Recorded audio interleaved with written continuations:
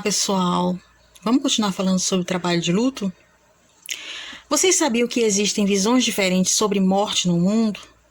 É isso mesmo. Por isso que os rituais e cerimônias fúnebres podem ser tão diferentes de um lugar para o outro. Na nossa cultura, quando nós vivenciamos o luto, nós vamos também passar por rituais e cerimônias fúnebres. É uma espécie de preparação para essa perda. Para ficar um pouco mais claro para vocês, vamos pensar assim numa espécie de travessia. Imaginem uma ponte que você vai precisar atravessar, que você vai levar um tempo para fazer esse percurso. Pode ser um tempo longo, pode ser um tempo curto. Durante essa travessia, você vai perceber alguns sentimentos e uma sensação de perda. Por quê? Porque você não vai mais ver aquela pessoa, você não vai mais falar com aquela pessoa, você não vai mais conviver com aquela pessoa. Então, tem que ocorrer uma espécie de desinvestimento daquele objeto perdido em relação àquela pessoa que se foi.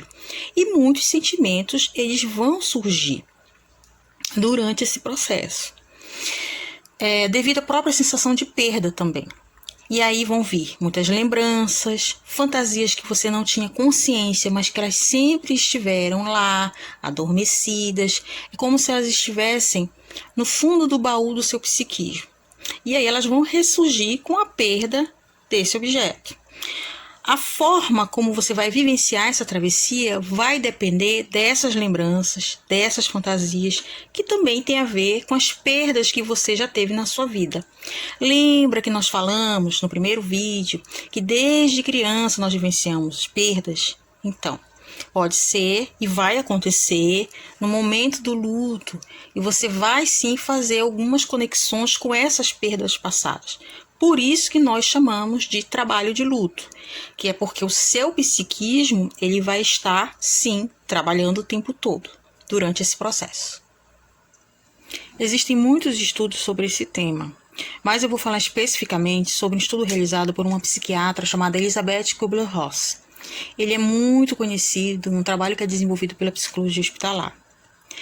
Essa estudiosa, pessoal, ela fala sobre fases ou estágios do luto, dependendo da leitura que vocês vão fazer, vocês vão encontrar essas duas nomenclaturas.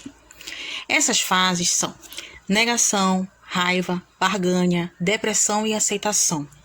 Elas não necessariamente ocorrem nessa sequência, mas geralmente elas ocorrem dessa forma.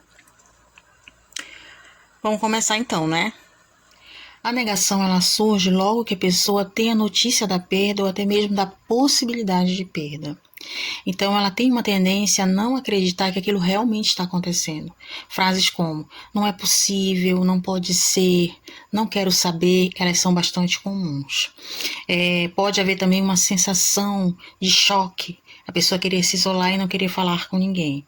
É importante também que vocês saibam que esse momento da negação ele pode acontecer até mesmo antes da morte da pessoa. Em alguns casos, por exemplo, você sabe que a pessoa está com uma doença muito grave, né? Que há uma grande possibilidade, sim, dela morrer. Então, pode sim ser que ela passe por essa fase nesse momento, né? Essa fase da negação. Então, é muito importante que se tenha bastante paciência e que também se aguarde o tempo, né? Porque a tendência é que não demore muito, né? Para que a pessoa gradativamente comece a aceitar, né, tanto a possibilidade de morte quanto a morte mesmo, que aquela pessoa realmente já se foi. Há um momento que surgem dois sentimentos fundamentais, a culpa e a raiva.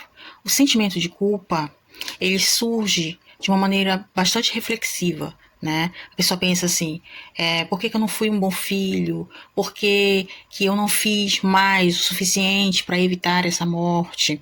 O que eu fiz para merecer essa perda? E há uma alternância com o sentimento de raiva.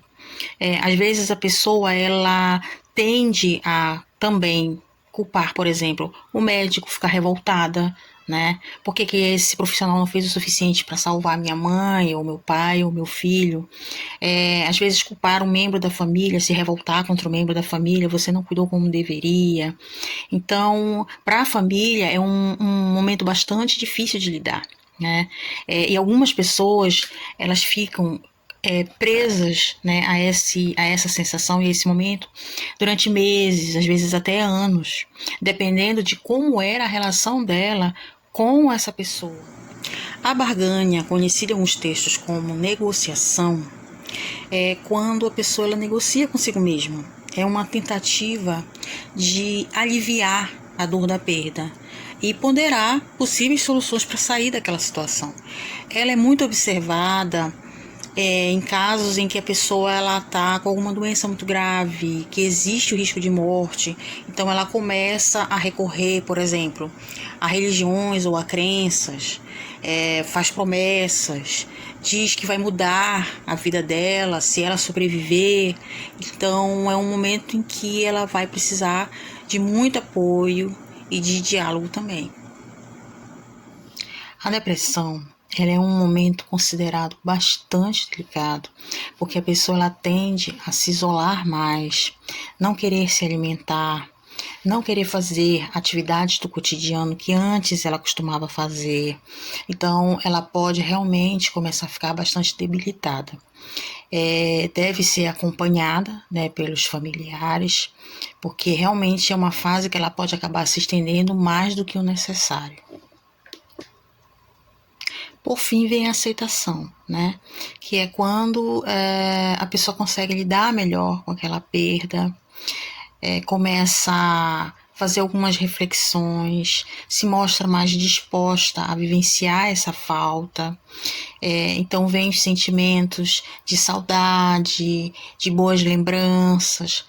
A pessoa consegue seguir adiante, né, e ter a possibilidade de criar novos vínculos e também de se fortalecer para experienciar novas perdas.